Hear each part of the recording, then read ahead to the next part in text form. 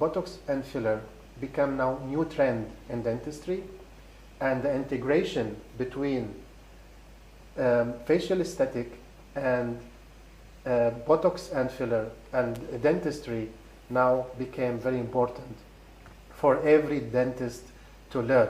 I am Dr. Ahnaf, the founder of Mastery Academy, and our speaker is very special also and very unique. Thank you. Dr. Omar Shihabuddin. Welcome, Dr. Omar. Thank you very much. And thank you for joining us. Dr. Omar will share with you his knowledge about Botox and filler and how can you use it in dentistry as a dentist, from his very long experience as a maxillofacial surgeon, consultant in maxillofacial surgery, and now he is expert in addition to his expertise in implantology and maxillofacial, now he is expert in giving Botox and fillers in the oral and facial area.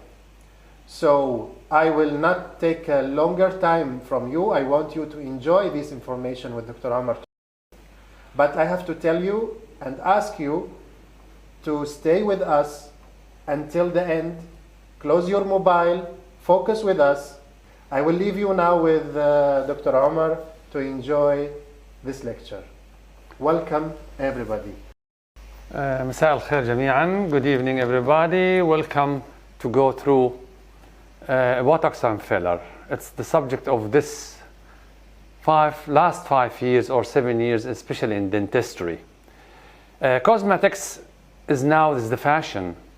And part of this cosmetic, it's not only the lumineer, veneer, crowning, gingivoplasty. Okay, also, to overcome this one, you have to overcome the Botox and filler. So it's not a difficult thing to go through, but you have to know the knowledge. Everything by knowledge, it can be done easily and by practice as well. And I will give only the main things in the on the lectures, which I give for 2 days. Actually, this lecture, it goes for 2 days. And when we go for the advanced, it will be added as another 2 days for that one. But for the dentistry now, for dentists now, I would go for the minor things as we go. So my name is Omar Faiz. I'm a consultant maxillofacial surgeon and dental implantology. I've been practicing this for the last 38 years from my life. And alhamdulillah, I have done a good name and a good hands by learning from others and by teaching others as well, and I get all the practice. So Botox and filler, it can be used by dentists intraorally and extraorally.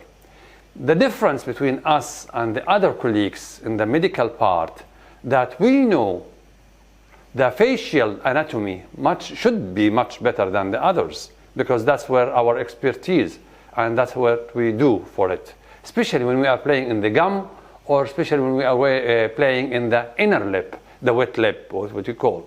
So let's start the lecture from now. So as we say, Botox and filler, it has a wide spread nowadays. It goes from the face till the bottom of the feet as well. So let's see. This is a lip over here. With a filler, we can enhance the beautiness of the lip and just give her a normal touch. We don't over exceed for that.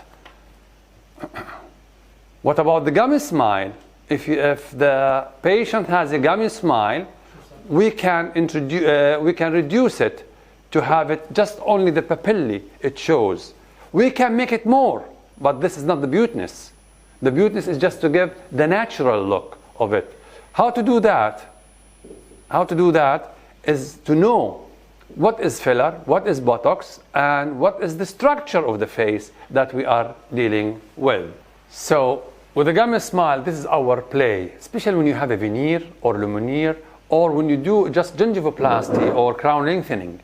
How to close the corridor, the black corridor, how to increase it, how to enhance the lip for that. And this, it goes through the lectures what we give. So what's filler? Okay, by age we lose a lot of fat, we lose some kind of bone, and we go for the increase the skin folds and the skin grooves as well. Mainly with age of 27 and above, the nasolabial folds over there are increased, the cheek decrease, the tear folds are going down as well. So fillers, it can help all these things to go through.